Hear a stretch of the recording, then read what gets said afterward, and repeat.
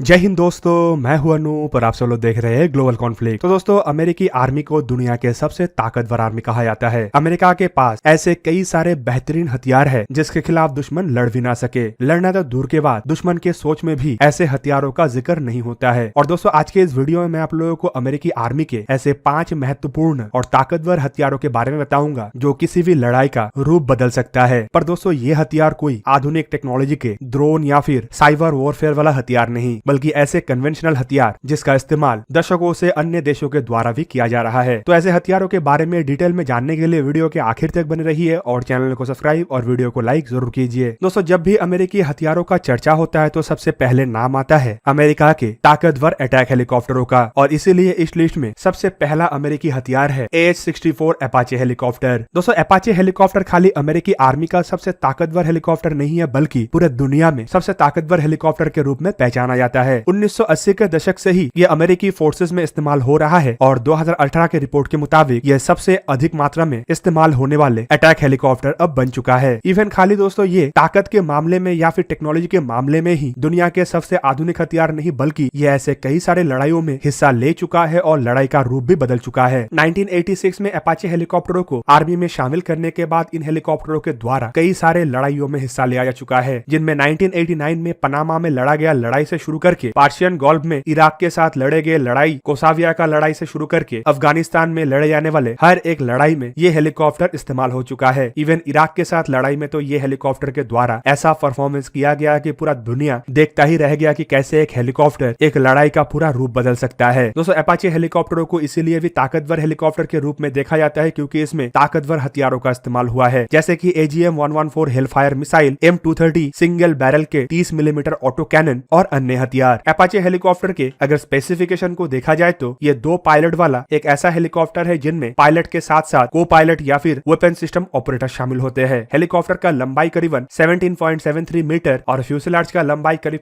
15.06 metre है। Helicopter का height भी करीबन 3.87 मीटर है और इसका एम्प्टी वेट करीब 5165 किलोग्राम है। हेलीकॉप्टर के ग्रॉस वेट 8006 किलोग्राम है और इसका maximum take off weight 10,433 kilogram है। दोस्तों, इसमें 2 जनरल इलेक्ट्रिक के T700 GE701 टर्बोशाफ्ट इंजन का इस्तेमाल हुआ है, जिनमें से हर एक इंजन का क्षमता करीब 1260 किलोवाट के आसपास है। दोस्तों, ये जो हेलीकॉप्टर है इसका मैक्सिमम रफ्तार 293 किलोमीटर पर आवर है, जबकि इसका क्रूजर रफ्तार करीबन 265 किलोमीटर पर आवर है। और हेलीकॉप्टर का रेंज 476 किलोमीटर है, जबकि इसका कॉम्बैट रेंज करीबन 480 किलोमीटर के आसपास है। इवन हेलीकॉप्टर फ्यूल टैंक के सहारे 1896 किलोमीटर तक उड़ान भर सकता है और इसका सर्विस सीलिंग 6100 मीटर के आसपास है। दोस्तों, इसमें एक मेन गन के रूप में 30 मिलीमीटर के गन का इस्तेमाल किया गया है, जिनमें 1200 राउंड इनिशियल एमुनेशन रहता है। इसके अलावा इसमें 4 हार्ड पॉइंट्स है, जिनमें स्टिंगर मिसाइल से शुरू करके हेलफायर मिसाइल तक लगाया जा सकता है। इसके अलावा इसमें हाइड्रा 70 मिलीमीटर के रॉकेट और CRV-7 70 मिलीमीटर के रॉकेट को भी लगाया जा सकता है। कुछ वेरिएंट में तो हेलफायर मिसाइलों के जगह में इजरायली निर्मित स्पाइक मिसाइलों का भी इस्तेमाल किया गया है। दोस्तों, लिस्ट के दूसरे नंबर पे जिस हथियार का नाम है वो भी असल में 80 के दशक का एक ऐसा बेहतरीन हथियार है जिसे अभी भी एक आधुनिक हथियार के रूप में देखा जाता है। और दोस्तों, ये हथियार है अमेरिकी टैंक M1 एब्राम। दोस्तों, 80 के दशक में बनाया हुआ ये टैंक कोई हल्के वजन का या तेज गति वाला टैंक नहीं है, बल्कि एक 60 टन भारी और 64 किलोमीटर पर आवर से रफ्तार से ट्रैवल करने वाला एक ऐसा टैंक है जिसके स्पेसिफिकेशन के साथ अगर अन्य आधुनिक जनरेशन के टैंकों को कंपेयर किया जाए तो आपको कई बार लग सकता है कि ये टैंक इतना खास इंपैक्ट नहीं डाल सकता। पर दोस्तों, इसका आर्मर्ड और इसमें इस्तेमाल होने वाले कंप्यूटर सिस्टम इतना ज्यादा ताकतवर है कि अभी भी 40 साल गुजरने के बावजूद इन टैंकों का मुकाबला कर पाना दुनिया के बेहतरीन टैंकों के लिए मुश्किल बना हुआ है। इवन M1 एब्राम के इन्हीं खासियतों की वजह से अब तक इसे दुनिया के बेहतरीन टैंकों में से एक टैंक माना जा रहा है। दोस्तों, M1 एब्राम M256 नामक एक 120 मिलीमीटर कैनन से लैस है, लेकिन इसका सबसे खास बात इसका यूरेनियम आर्मर्ड है। दोस्तों, इराक के साथ लड़ाई में इन टैंकों ने अपने आर्मर का इतना बाखूबी प्रदर्शन दिखाया कि पूरा लड़ाई के दरमियान इराक के आर्मी के द्वारा टैंकों को ध्वस्त कर पाना लगभग नामुमकिन बन गया था। इवन इन टैंकों के द्वारा जिस तरीके से इराक के टैंकों को एक के बाद एक तबाह किया गया, उसके बाद यह भी सवाल उठना शुरू हो गया कि क्या अमेरिका के M1 टैंकों को तबाह करना बाकी ही पॉसिबल है कि नहीं। 1980 में अमेरिकी आर्मी में इन टैंकों को शामिल करने के बाद टैंकों के द्वारा कई सारे लड़ाई में भागीदारी निभाया गया, जिनमें पर्शियन गल्फ में लड़े जाने वाले लड़ाई से शुरू करके अफगानिस्तान का लड़ाई और इराक के लड़ाई से शुरू करके इजिप्ट के रेवोल्यूशन और सऊदी अरबिया द्वारा यमन के अंदर चलाया गया ऑपरेशन तक शामिल है। दोस्तों, ये जो M1 एब्राम टैंक है इसके कई सारे वर्जन है, जिसका वजन 60 टन से शुरू करके 67 टन तक है। M1 एब्राम टैंकों के अगर लंबाई को देखा जाए तो आपको पता चलेगा कि ये करीब 9.77 मीटर मतलब 32.04 फीट के आसपास लंबा है, जबकि इसका चौड़ाई 3.66 मीटर मतलब करीबन 12 फीट के आसपास है और इसका ऊंचाई 2.44 मीटर मतलब 8 फीट के आसपास है। और दोस्तों यह टैंक ऑपरेट करने के लिए करीबन 4 क्रू मेंबर का आवश्यकता पड़ता है, जिनमें कमांडर, गनर, लोडर और ड्राइवर शामिल होते हैं। मतलब ये टैंक ऑटो लोडर से लैस नहीं है। दूसरी तरफ अगर देखा जाए तो जब इन टैंकों को निर्माण किया गया था तो इनमें सबसे पहले 105 मिलीमीटर के गन का इस्तेमाल किया गया, जबकि बाद में इसे रिप्लेस करते हुए 120 मिलीमीटर के स्मूथ बोर कैननों का इस्तेमाल किया गया। प्राइमरी 120 मिलीमीटर के इस गन के अलावा टैंक में एक 0.50 कैलिबर के हैवी मशीन गन और दो 7.62 मिलीमीटर के लाइट मशीन गन भी शामिल है। इसमें हॉर्नवेल द्वारा निर्मित AGT 1500C multi fuelled turbine engine का इस्तेमाल किया जाता है, जिसका ताकत करीबन 1500 हॉर्स पावर के आसपास है। दोस्तों जो M1 एब्राम टैंक है ये करीब